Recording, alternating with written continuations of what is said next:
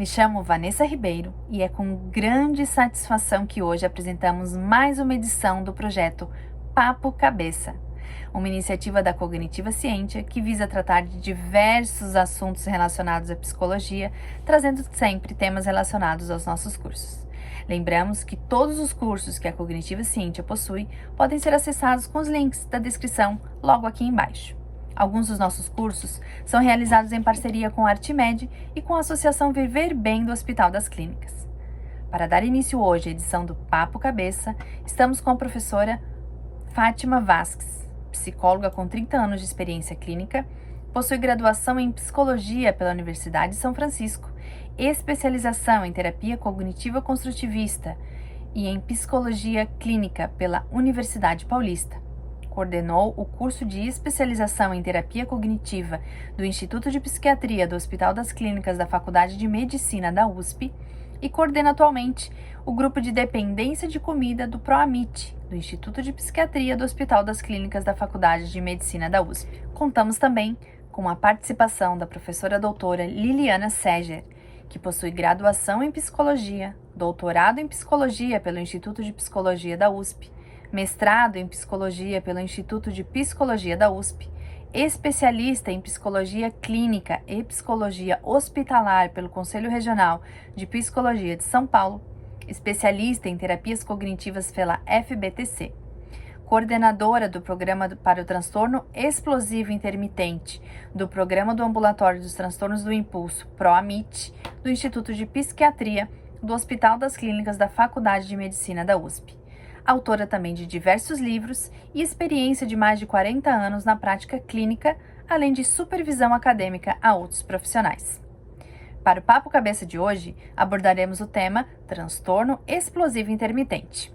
Agora, passo a palavra para a professora Fátima Vasques. Bom, olá! Hoje nós estamos com a Liliana Seger, doutora Liliana Seger. É um prazer te receber no Papo Cabeça. Eu acho que a grande possibilidade nossa hoje é falar de algo, talvez, que muitas pessoas não conheçam, ou conheçam de uma forma muito diferente do que é. Hoje nós vamos falar sobre o transtorno explosivo intermitente. Seja bem-vinda. Me diga uma coisa, Liliana. O que é isso? O que é transtorno explosivo intermitente? Primeiro, obrigado pelo convite, Fátima, é um prazer estar aqui com vocês, e da gente falar desse assunto, né, tão muito vivido e pouco falado, né, que é Exatamente. a raiva, a agressividade, né, e os transtornos relacionados à raiva. Então, o que é o transtorno explosivo intermitente, né, que algumas pessoas chamam de síndrome do Hulk, cada um acaba usando um nome, pavio curto, né, são aquelas pessoas que têm o que a gente chama de um transtorno do controle dos impulsos. Então, antes até de eu explicar o transtorno explosivo, vou falar um pouquinho até rapidamente o que é o impulso, né? O impulso de raiva, todos nós temos, né? Eu sempre dou o mesmo exemplo, que às vezes eu estou dirigindo, um motoqueiro me fecha pela esquerda, eu falo, meu Deus, de onde saiu? Isso é que raiva! E aí eu sinto raiva, porque eu me assustei, e aliás o susto é uma coisa que traz a sensação de raiva, a gente tenta se proteger, e eu fico com muita raiva. Eu posso xingar, dar vontade às vezes de até jogar o carro em cima, só que imediatamente eu penso, meu Deus, eu posso machucar essa pessoa, posso me machucar, eu tenho prejuízos financeiros, aí eu conto até 10, respiro fundo, xingo lá dentro do meu carro e está tudo certo, passou. Então, esse impulso todos temos. O que acontece com quem tem transtorno, né, do controle do impulso? Ele sente essa sensação, ele é fechado, ele fica com raiva, ele fala, eu vou jogar o carro em cima, e ele joga. Ele não tem breque, literalmente, não é só no carro. Então, essa pessoa vai e explode, briga, xinga, pode bater, pode quebrar, pode machucar seriamente as pessoas, se machucar, se colocar em risco. Por quê? Porque ele não tem este controle. Mas quando é que a gente sabe, então, falando um pouco do transtorno, quando é que a gente sabe o que é este transtorno? Então, são aquelas pessoas que têm essas explosões de 2 a 3 vezes por semana, né? E essas explosões podem ser verbais ou verbais e físicas, né? pelo menos 2, 3 vezes por semana, ou aquelas pessoas que têm grandes explosões, mas grandes, de quebrar a casa inteira, de quebrar objetos, 3 vezes durante um ano, né? Agora, você vai perguntar, puxa, mas será que todo mundo que briga e que explode tem o transtorno? Bom, primeira coisa no transtorno é que ele não pode ser devido a uma causa física. Então, se a pessoa só bebeu, e ela só explode quando ela bebe, e a gente sabe que a bebida libera a gente nos impulsos, né? A gente pode não caracterizar um transtorno. Se ela explode porque ela teve, por exemplo, bateu a cabeça, teve um traumatismo craniano e passou a explodir a partir desse momento, a gente também não entende que é um transtorno explosivo. Então, assim, tem uma série de diferenciais para a gente perceber quando é e quando não é. E uma outra característica muito importante é que as reações explosivas são sempre desproporcionais ao ato, ao fato, ou aquilo que essa pessoa fez. Então, por exemplo, ela está nervosa, ela está aqui, ela fala, eu tenho encontro com a Fátima agora, e minha internet quebra, e eu estou aqui e o negócio não funciona. O indivíduo que tem o transtorno, ele pode pegar esse computador e jogar na parede. Ele está com raiva, ele pega o celular e joga longe. Só que se ele, eu sempre digo, se a pessoa pegar o objeto e for jogar e falar, não, é muito caro, não vou jogar, ele não tem o transtorno. Porque quem tem transtorno, ele não pensa se é caro, se ele vai perder, se ele vai poder comprar outro, ele faz impulsivamente. E a outra característica é que essa pessoa costuma se arrepender. Ela se sente culpada. Após o dado. Após a explosão, o fato, a quebra de algum objeto. Você sabe o que você estava falando? E eu lembro de uma vez que eu estava na Avenida Paulista, tá? E não tinha faixa de ônibus, né? Não existia essa época da faixa de ônibus, tá? E aí o cara do ônibus, ele cortou o carro. E logo depois ele parou, ponto. Uhum. Esse rapaz que foi cortado, ele sai do carro com uma barra de ferro, uhum, e literalmente joga no uhum, vidro do ônibus, onde está o motorista, sim, quebra tudo. sim. Tá? A gente pode dizer que isso, em alguns momentos, pode ser, não vou dizer comum, mas muitas pessoas já devem ter visto isso no meio da rua. Uhum, uhum. E aí a gente pensa, será que esse indivíduo tem o transtorno explosivo intermitente? Pode Pois ser, é, né? pode ser que Pode tenha. ser que ele tenha, né? A gente vai precisar avaliar, ver a frequência de quando isso acontece, ver se ele não estava com uso de drogas, né? Porque isso também pode acontecer. Agora, é interessante que também, quando uma pessoa vai, por exemplo, ele foi fechado, uma característica de quem tem o transtorno explosivo, ele tem a sensação de que é contra ele. Está me fazendo de besta, está me fazendo de idiota, ou não está me respeitando. Até porque, uma outra característica interessante é que os pacientes com transtorno explosivo, eles são muito certinhos. E eles não gostam de coisas erradas. Então, você nunca vai ver esse tipo de paciente indo lá para se dar bem. Ele não vai furar uma fila. Ele não vai jogar um papel pela janela. Eles são muito... a gente brinca que são os professores do mundo, né? Que é tudo muito certinho. Então, se o cara fechou, ou seja, ele não cumpriu uma regra, ele não andou como ele devia andar, ele não deu sinal, ele está me fazendo de besta só porque ele é grande, meu carro é pequeno, e aí ele vai para cima impulsivamente, para quê? Para consertar o outro, né? Então, eu posso pensar que esse tipo de indivíduo, ele acaba tendo um padrão muito inflexível, em termos de juízo de valor. Sim, sim, bastante rígido, né? Com pouca maleabilidade no dia a dia, com uma percepção do que é certo, o que é errado, não tem, é branco e preto, não tem outras cores ali no meio, né? Então, e ele tem essa coisa inflexível mesmo que você está dizendo, né? Agora, me diz uma coisa, Liliana, existe, além do transtorno, esse indivíduo pode ter ser acompanhado de outras comorbidades? Isso é bastante importante, né? Porque quando a gente fala de raiva, das explosões, eu sempre dou um exemplo que eu digo assim, é quando a pessoa me pergunta, olha, eu tenho muita raiva, será que eu tenho TEI? Será que eu tenho transtorno explosivo intermitente? Eu digo, olha, a raiva, primeiro que ele é um sentimento natural, né? Todo mundo sente raiva, a gente é para nos proteger, né? De alguma situação, só que várias situações podem trazer um excesso de raiva. Então, tanto podem ser outros transtornos, então, se a gente estiver falando em transtornos psiquiátricos, um indivíduo pode ter TDAH, né, que é transtorno de déficit de atenção e hiperatividade, então ele pode ter uma irritabilidade maior e ficar mais irritadiço. Você pode ter um paciente que tem transtorno bipolar e ele nas fases de mania, onde ele está mais acelerado, ele acaba ficando mais rápido, mais irritado e acaba brigando muito mais, né, mais raivoso.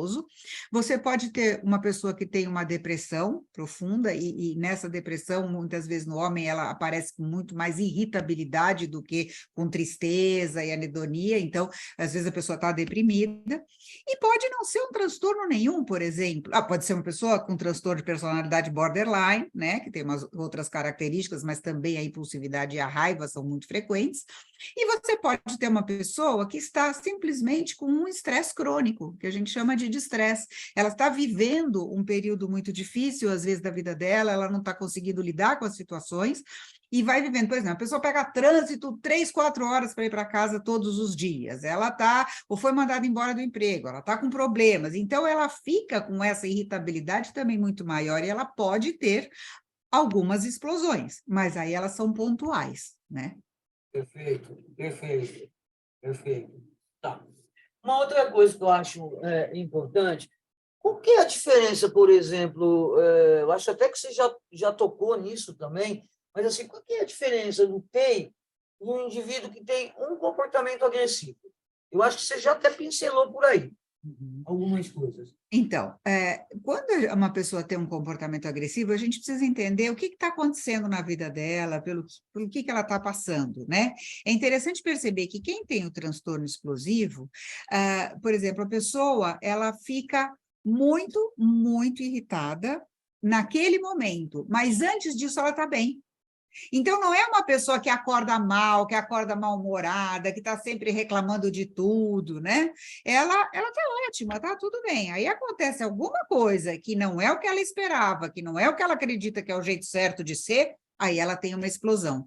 Tanto que muita gente diz assim, nossa, mas explodiu do nada. Nunca é do nada, né? A pessoa acha que é do nada, quem está de fora acha que é do nada, mas houve um pensamento, houve uma avaliação, ainda que muito rápida, né? E aí ela explode. Sim. Agora, me diz uma coisa, Liliana, eu estava aqui pensando, quando você estava falando, né? Então, assim, por exemplo, quando eu recebo uma pessoa que me fala assim, nossa, eu tenho muita raiva, eu explodo, né? Quais são as perguntas que não podem faltar numa avaliação para eu saber que esse indivíduo, ou ele tem um comportamento agressivo, porque tem um contexto situacional ali que o leva, ou ele tem, de fato, transtorno explosivo intermitente. Por exemplo, uma das primeiras perguntas é desproporcional? Né? Quer dizer, eu quebrei a casa porque a internet pifou? Quer dizer, é desproporcional? Ou porque a pessoa atrasou 5 minutos, eu fiz um escândalo enorme?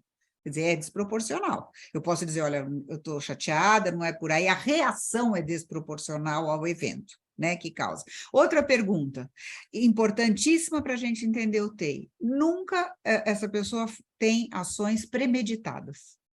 Então, por exemplo, eu estou com muita raiva daquela pessoa, aí eu começo a pensar, e eu vou lá, sei lá, se eu vou lá, eu vou furar o pneu, daí eu vou passar na casa dela, vou quebrar a porta, vou jogar, não, mas é melhor talvez eu ir por... Então, ela arma e pensa, o indivíduo que tem transtorno explosivo, ele não faz isso, é imediato, é no impulso. Aí ele sente aquela coisa e passa, depois de meia hora ele está como se nada, ele tá chateado, ele está com vergonha, ele está com culpa, né? Então, uma coisa importante ver a desproporcionalidade, se há uma intenção de fazer aquilo, né? Então, eu vou lá porque eu quero, né, te sacanear, e a outra questão muito importante é o número de vezes em que isso acontece, e se ele estava bem, né? Entendi. Então, são perguntas, na realidade, que você não, para você poder diferenciar de um comportamento agressivo em termos de um contexto, de um dado situacional, tá? Então, fiquei com raiva agora e falei um monte, tá? Normalmente, nesse movimento, o indivíduo não tem culpa depois, né? Normalmente não. Normalmente não. Agora, o TEI tem. Fica bravo, o TEI tem. Tem. E uma outra coisa interessante no TEI é que é muito difícil que você veja que esse transtorno possa começar com 40 anos, com 50 anos, né? Para ser o transtorno explosivo. Normalmente, muitas pessoas dizem assim, eu já era irritado no berço, eu já brigava no berço. Eu, às vezes, brigava na rua, brigava na adolescência, e muitos, a gente começa a entender também, na própria história familiar, que vieram de famílias onde havia muita agressão, muita violência verbal, física, muitas vezes pais alcoólatras, então eram crianças que muitas vezes viam os pais brigando demais, um batendo no outro, ou o pai batendo na mãe, ou vice-versa, e eles se sentiam acuados, pequenos, eram às vezes pessoas mais frágeis, e começaram, às vezes, a fazer uma interpretação de que eles precisariam brigar para sobreviver na vida, que só assim eles conseguiriam ser ouvidos, né? Então, tem muito do ambiente, a gente tem também pessoas que têm questões familiares, então, assim, tem uma hereditariedade, normalmente você vai encontrar ou o pai, ou o tio, né? Os parentes de primeiro grau, mais do que... Difícil você pegar a pessoa só ela tem, ninguém mais tem na família inteira, né? E eram pessoas que, durante a vida, normalmente as pessoas dizem assim, nem fala perto dele, porque já viu que vai explodir, melhor ficar quieto, ele é gente difícil. Então, é interessante falar disso, porque quando a pessoa entende que ela tem um transtorno e de que isso tem tratamento, é o que eu sempre digo, a gente não fala do transtorno para rotular alguém, a gente fala, quando a gente dá um diagnóstico, é para poder tratar. Para tratar direito, porque quantas vezes as pessoas dizem, olha, eu fui em tanta gente, eu fui me tratar, e nunca adiantou. Não é porque não tinha tratamento, é porque não estava sendo tratado por transtorno explosivo, né? Estava sendo tratado para qualquer outra coisa. Às vezes o diagnóstico estava errado. E outras pessoas nem procuravam tratamento, diziam assim, não, mas isso é personalidade, o cara é difícil mesmo, o cara, nossa, briga com todo mundo, isso não tem jeito, não fala lá perto dele. Então, a família se sente sempre pisando em ovos, porque cuidado com o que vai falar, porque vai explodir. Então, não fala perto, deixa para lá. Entendi. Não, isso é muito importante, né? Porque, na realidade, a gente tem que entender um pouco disso, né? Você falou algo que, assim, eu acho super importante. O rótulo, entre aspas, tá? Que a gente chama de rótulo, mas que, na realidade, não é rótulo, é um diagnóstico. E isso é muito importante. É fazer com que você possa, de alguma forma, ter um tratamento específico para aquele contexto. Isso, né? Exatamente. Porque, por exemplo, você fala, eu tenho raiva, eu sou agressivo, ou tipo, ele é assim mesmo. Né? Não, então, veja, você está pondo um rótulo, é assim mesmo. Deixa ele aí, porque ele é assim mesmo, Não tem jeito. Uhum. Né? Então, o indivíduo traz um rótulo de eu sou assim mesmo, né? Como e aí, assim, está formatado no self do indivíduo, né? Eu sou assim, então não tem mudança. Então, para que eu vou em algum lugar? Tá? Muitas vezes eu vou até em busca, mas, infelizmente, tem muitas pessoas que não conseguem entender o diagnóstico ou necessariamente não sabem. E isso é importante, Fátima, é muito importante, porque a gente precisa capacitar os profissionais a fazerem bons diagnósticos. Porque se você não conhece, você não sabe tratar, ou você trata errado. Né? E aí, assim, eu sempre digo, a informação, gente, a leitura, o estudo, os cursos, são a base de tudo. Porque, mas eu não aprendi na faculdade. Sim, não aprendeu, mas aprenda agora nos cursos de especialização, de extensão, nas lives, vai aprender, vai estudar, compre livros, né? A gente, inclusive, fez um livro exatamente para isso, né? Aquele que está aqui, né, Moreninho? Este livro aqui, ele é altamente importante. Super importante, que esse é para profissionais, né? E a gente Exatamente. fez um livro para pacientes, se você me permitir. Que ótimo! Né? Quer dizer, é esse que é... Esse aqui. Tá vendo? Como lidar com a raiva e o transtorno explosivo intermitente. E a gente fez um guia para pacientes, familiares e profissionais de saúde. Então, como é que a família lida com esse paciente? Como é que os outros profissionais lidam? Porque o profissional vai aprender, etc. Aquele nosso primeiro livro, ele é mais técnico, né? Sim. E esse aqui é um livro mais leve, de uma leitura mais fácil, onde o paciente... Eu diria assim, seria mais para leigo, né? O cara que vive com esse indivíduo, mas não entende esse processo. Não entende, e como é que a família pode lidar com ele, né? E ele é um guia que serve, inclusive, para o manejo no consultório, para os profissionais poderem, então, olha, tem esses exercícios, é legal trabalhar isso, então isso também orienta o profissional. Então, o estudo, gente, é isso, né? É o que a gente fala de aprender a fazer diagnóstico. Por isso você falou aquela pergunta Isso. é super importante, né? E, na realidade, assim, né? Mesmo assim, né? Você também, né? Eu tenho mais de 30 anos de profissão, tá?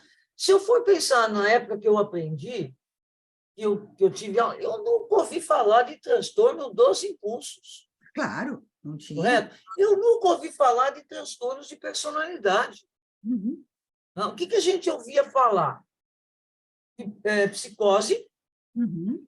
tá? Porque naquela época já tinha algumas coisas sobre depressão, sobre ansiedade, isso você via, tá? Mas outros transtornos... Transtorno bipolar, mas como psicose, como esquizofrenia. Isso, né? Era o maníaco depressivo, né? Psicose, maníaco depressivo. Maníaco depressivo, né? Então, se a gente for pensar, né, mesmo hoje, quando você faz uma faculdade, a faculdade não abarca tudo, nem dá. Nem dá. Né? Então, a importância das pessoas buscarem o quê? Se aperfeiçoar. Né? E isso é muito importante.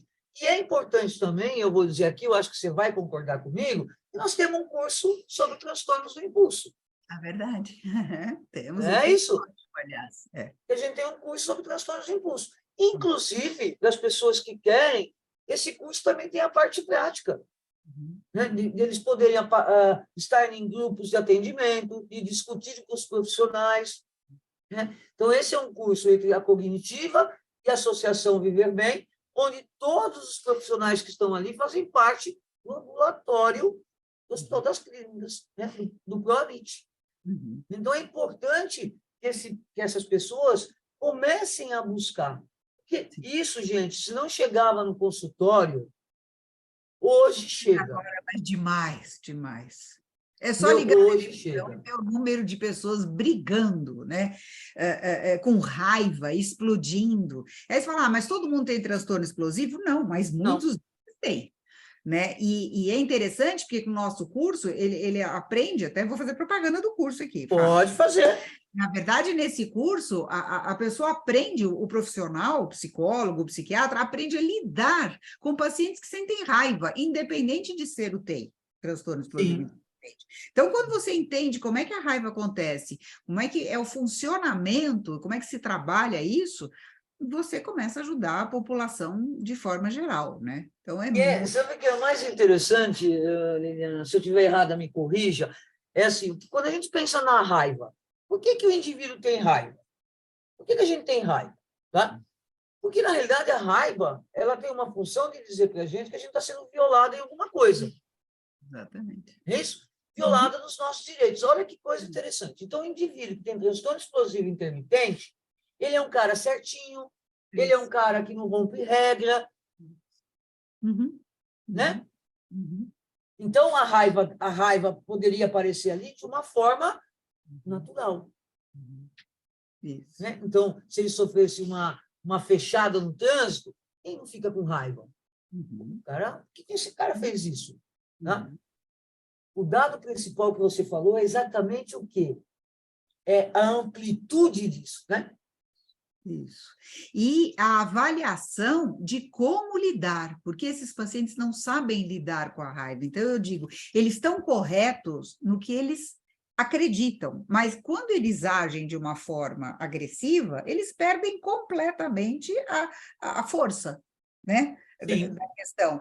Então, por exemplo, eu me lembro que eu tinha um paciente que era médico, né? E ele tinha transtorno explosivo. Então, ele era mandado embora de todos os hospitais. Por quê? Porque, por exemplo, teve uma vez, ele era todo certinho, e um paciente entrou quase morrendo. E não quiseram deixar ele atender antes que esse paciente passasse para ver se tem seguro-saúde, se ia não sei o quê, se ia não sei o quê, tinha que preencher não sei que papel. E ele viu que aquele paciente ia a óbito se ele não agisse naquela hora.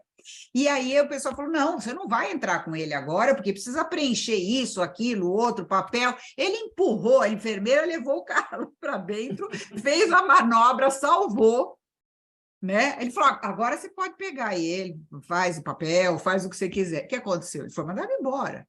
Então, se você pensar, ele estava correto, entre aspas, na forma, ele queria salvar a vida daquele paciente, mas ele infringiu as regras do hospital.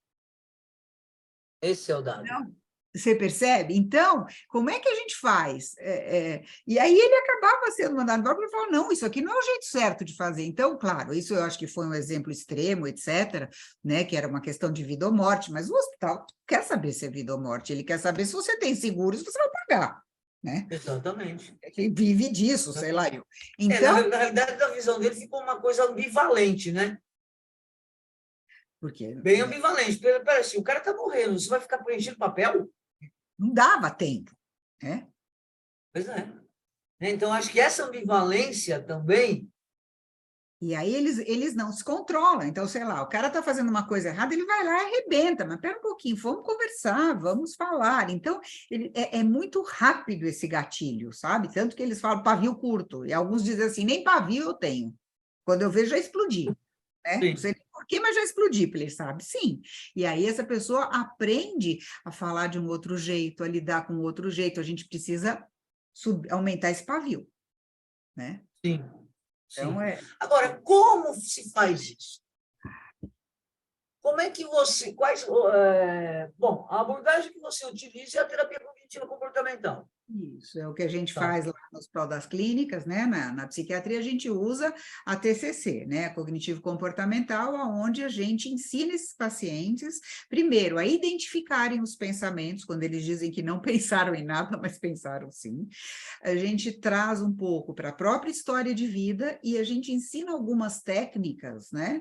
Para ele aprender a controlar essa raiva e a lidar com ela de forma diferente.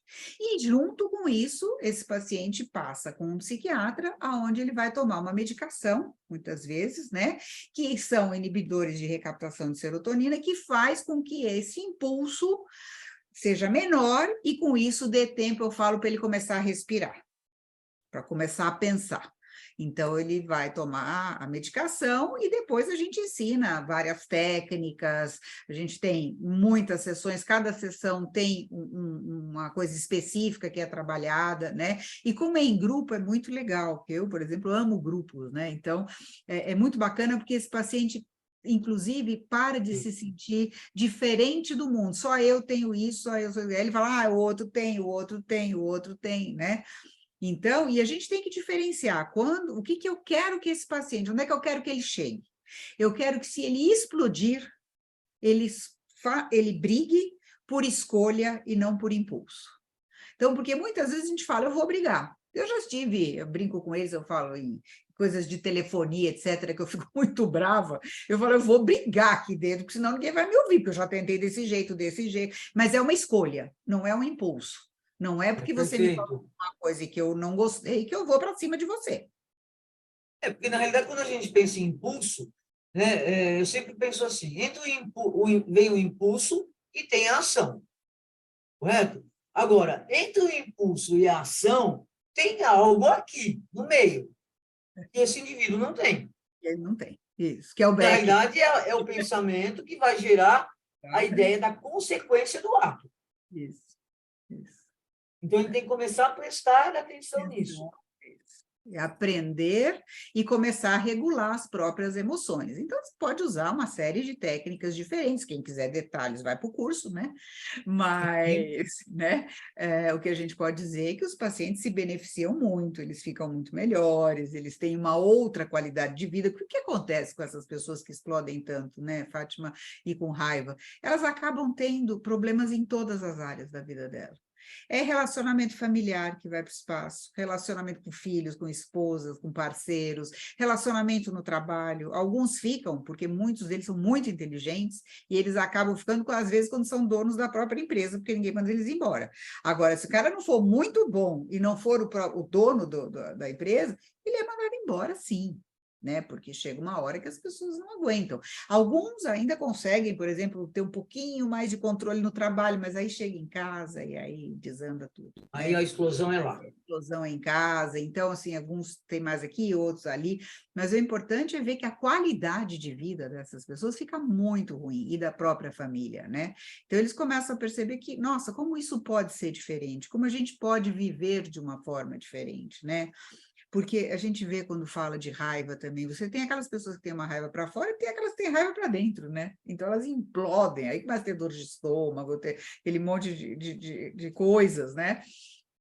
E aí também, como é que a gente lida com essa raiva? Como é que a gente se reequilibra na vida, né? Porque tudo é bastante... Né? Então, você imagina os pacientes, né, com TEI, né, Fátima, vendo televisão e vendo notícias, por exemplo. A irritabilidade que isso traz quando eles veem as coisas erradas, etc., né? Eles acabam brigando com todo mundo. E é interessante, o paciente às vezes fala assim, mas se eu não faço isso, por que você faz? Né? Por que o outro faz? Porque o outro não é você. Né? Uma característica do paciente de TEI, ele fala assim, o cara para, por exemplo, numa vaga de deficiente, e o cara não era deficiente. Não tenha dúvida, se ele estiver bravo, ele vai lá e arrebenta o carro do cara. Ele pega o carro dele e arrebenta, fala, você parou numa vaga errada. Ele está certo que o cara está errado? Ele está certo no fato que o cara não devia ter parado o carro ali, mas ele está certo de arrebentar o carro do outro? Não. Só que ele não tem, aí é que está, ele não tem essa visão, ele não tem a consequência do ato dele. O cara está errado. Eu estou fazendo isso porque eu preciso proteger esse contexto que está errado. Só que eu também estou protegendo de uma forma disfuncional. Você vê, né, o quanto também, eu acho que as mídias sociais, essas coisas todas, também trazem muita raiva. As pessoas estão muito intolerantes, não estão aguentando nada de frustração. Então, a pessoa falar como é que lida com raiva no consultório, eu diria que hoje é um dos assuntos mais prevalentes que a gente tem, né, no consultório, é raiva de algum tipo. Porque as pessoas estão irritadas, elas estão frustradas, elas estão intolerantes, elas estão, sabe, você esbarra com alguém na rua e a pessoa, o que é? Eu falo, É isso. Né? Está quase apanhando.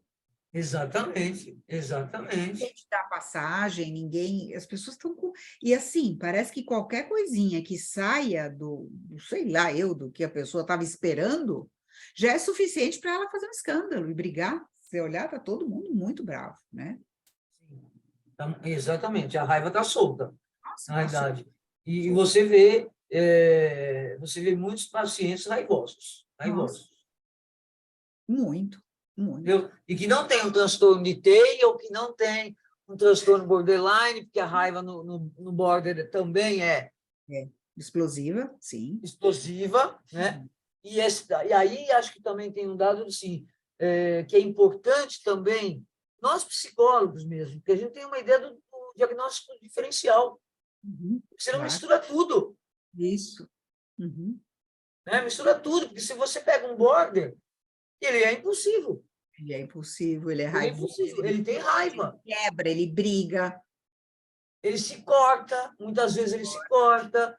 Né? Ele é auto e heteroagressivo. Isso. Né? Então, se você não fizer um diferencial, você fala, estou tratando de um border, pronto, já era. E ver como é importante, porque o tratamento, inclusive, é completamente diferente. Sim, completamente diferente. Completamente diferente. Completamente Você tem diferente, concordo abordagens específicas para o border, você tem técnicas para regulação emocional de transtorno borderline, que são completamente diferentes daquelas que a gente usa com transtorno explosivo intermitente. Agora, eu vou fazer uma pergunta que é uma curiosidade minha, tá? Porque eu trabalhei com TEI muito pouco. Acho que se eu tive um paciente com TEI, foi muito. Até porque eu gosto de outros transtornos mais, né? Mas se eu receber controle de raiva, você utiliza controle de raiva que a Marilda Lippe fala? Não daquela forma como ela preconiza, né? Talvez, eu acho que assim, a gente vai tentar entender muito mais o que está por baixo desta raiva, né? Qual é a interpretação que ele faz disso, como é que ele vive, como é que ele se sente, o que esse latido, né? Porque eu brinco, eles latem, né? Quer dizer. O que está por trás de tudo isso, né? Então, é diferente. Eu acho que as técnicas de raiva que ela utiliza são mais comportamentais, talvez, em alguns momentos, né? Era isso que eu queria saber. Na realidade, eu imaginava que era isso, tá? Porque, na realidade, você tem que... como é um conteúdo de impulso, que a gente sabe do impulso, que assim, ele começa e ele termina. Não existe, assim, um dado... que vai falar assim, olha, eu estou com raiva, estou começando a ficar com raiva. Quando você usa aquelas técnicas de controle de raiva, a tendência é fazer com que o paciente perceba a raiva aparecendo, tá? Para que ele possa trabalhar aquilo antes que ele exploda. E não é a explosão de um paciente de TI. Isso. Uhum. Concorda? Tá? Então, acho que esse é o grande diferencial. Diferencial. Por outro lado, Fátima, a gente faz um pouquinho disso quando a gente mostra para eles que eles são uma Mercedes-Benz, né? De 0 a 100 em 1 segundo, né? Então, a gente mostra que, quando eu vi, eu já explodi. Então, quando eles começam a aprender técnicas de relaxamento, que isso é uma das coisas que a gente usa, eles começam a se dar conta mais de sintomas físicos. Então, assim, o que você está sentindo? Nada. Não, tá assim, peraí, o coração dispara, dá um pouco de sudorese, então é tudo muito rápido, mas eles começam a identificar, aos pouquinhos, que eles têm estas sensações.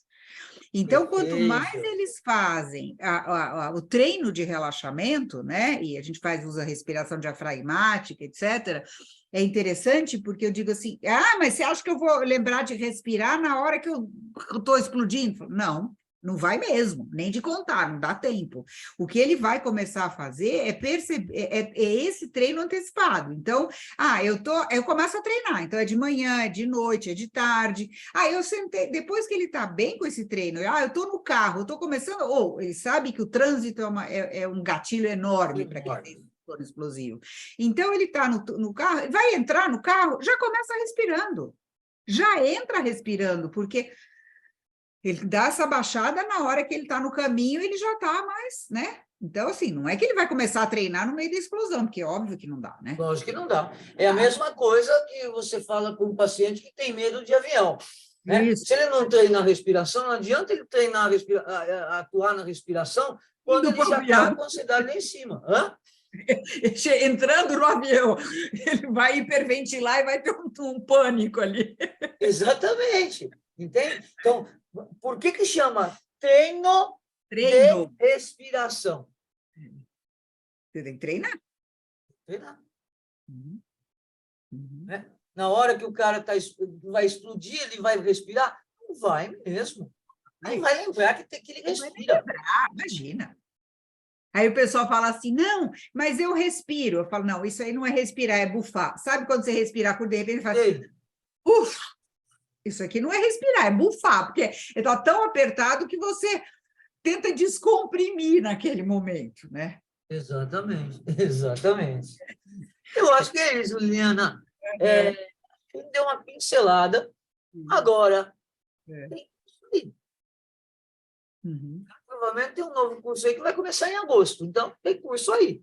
Tem curso, tem leituras, tem curso de leituras, tem o nosso curso que tem a parte prática, então, às vezes, a pessoa não tem... como é que eu vou aprender? Aprende vendo, aprende com supervisão, aprende com os próprios... né, no atendimento dos pacientes, isso é muito rico, né? E as possibilidades não são grandes. Você vê que no Brasil, nós somos o único ambulatório que tem transtornos do impulso, né? Nós, professores, damos aula no Brasil inteiro sobre isso, para formar profissionais em todos os locais, exatamente para ampliar isso, né? Então, acho que essa possibilidade, inclusive a possibilidade que houve agora de poder fazer algumas aulas online, poder aprender, é muito legal, porque antes as pessoas tinham que vir, né? E agora elas podem fazer, algumas fazem o curso online, mas conseguem aprender e aprender a diagnosticar e a lidar com esses Sim, casos. e acho que o dado principal, né, eu acho que é o indivíduo se aprimorar, porque, querendo ou não, né, Liliana, para você trabalhar com isso, você também foi lá buscar coisas para ler, né? Exatamente, Correto? exatamente. E quando a gente começou a trabalhar, talvez a gente não Não tinha soubesse nada, não né? tinha nada. Nada, nós criamos esse programa, fomos procurar literatura, o que já existia, né? E é interessante que você falou, né? Uma coisa, você falou, já estou com 30 anos de formada, você está, né? Eu estou com 41, é muito Então, minha filha, E na nossa época, o pessoal fala, você fez especialização em TCC hoje? Eu falei, não existia especialização de TCC. Eu que dava aula disso na faculdade. Depois que eu me formei, eu comecei a dar aula lendo os livros, fazendo, né? sim, Porque não tinha curso disso. E hoje, olha que sim. maravilha, né? A gente ter cursos com profissionais gabaritados, podendo orientar as pessoas. Isso é muito rico, né? Eu lembro que quando eu comecei a trabalhar com transtorno alimentar, na década de 90, Liliana, o que era aquilo, Liliana? A gente foi buscar literatura, não existia. É. Não existia, nós tivemos que trabalhar na raça. É. É isso. Entendeu? Tivemos que escrever livro, tivemos que escrever artigo, porque não existia na década de 90. Se falava, mas ninguém sabia, né? Então, transtorno de personalidade borderline. Oi? Né? O meu primeiro grupo de atendimento em transtornos alimentares foi bulimia com transtorno de personalidade borderline. Eu nem sabia o que era isso na minha vida naquela década. Fui estudar. Lógico que a prática ajuda muito também. Porque aí você vai juntando a teoria, né, a tua prática. Né? Mas, no primeiro momento, a gente tem que buscar, né? E você vê, hoje é tão bacana, né? As pessoas poderem ter isso pronto. Né? Pronto, aquilo que eu falo que nós juntamos pedra sobre pedra, hoje nós estamos entregando para essas pessoas continuarem estudando e se aprimorando cada vez mais, né? Então é muito legal, acho que esse é um grande papel, né? Nós, antigas da psicologia, e que, né, vamos formando essa geração de pessoas com tanto prazer, né? Sem dúvida, sem dúvida. Por isso que estamos aqui ainda, né? Por isso que estamos aqui ainda fazendo isso, né? Exatamente, exatamente. Bom, Liliana, vamos terminar por aqui. Adorei estar com você aqui. Vou fazer outros convites, porque eu sei também que, além disso, você trabalha com uma outra coisa que também me chama muito a atenção, e é o quê mesmo? Reprodução assistida, as tentantes, as mulheres que querem engravidar e não estão conseguindo. É uma outra paixão minha também. E você acha que você vai escapar de mim nisso? Não vai. Eu amo falar. Não vai. Ótimo. Tá? Então, me aguarde, porque eu vou chamá-la novamente para a gente falar sobre reprodução. Vamos. Tá? Muito obrigada. Adorei estar contigo. Bom, sabe que eu gosto muito de você, né? Então, também. Somos de longa data, né? Longuíssima data. Um beijo, minha querida, e obrigada. Obrigada a você. Tchau. Chegamos assim ao fim dessa conversa e encerramos mais uma edição do Papo Cabeça com o nosso muito obrigada à professora doutora Liliana Seger por sua maravilhosa contribuição sobre o tema e também nosso muito obrigada à nossa diretora e professora Fátima Vasques. Lembrando que qualquer dúvida sobre nossos cursos, na descrição do vídeo você consegue todas as informações e o link do nosso site para maiores informações e o WhatsApp do nosso comercial. Agradecemos a todos e até o próximo Papo Cabeça.